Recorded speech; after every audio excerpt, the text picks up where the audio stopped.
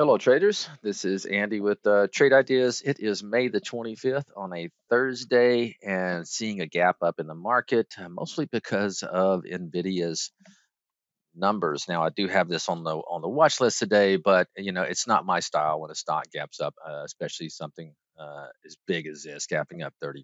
I'm not one that chases that, but it is giving the market some nice momentum this morning, especially in the Qs.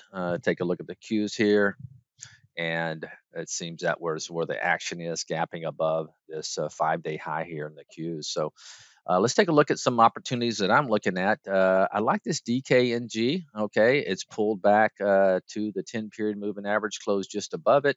Looking for a bar reversal on the open.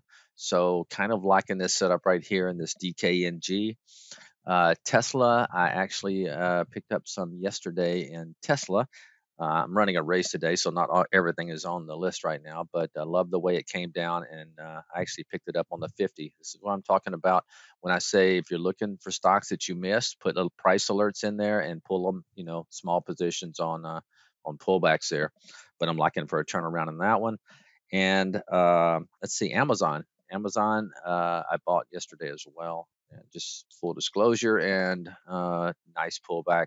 See how it touched that 50? Well, it didn't even get there yesterday. It bounced, but Amazon is one on the watch today. And for you bottom fishers out there, this RIVN, I'm kind of liking what it's doing on the daily. You can see the weekly in our cool little picture-in-picture technology that we have coming out soon for you guys.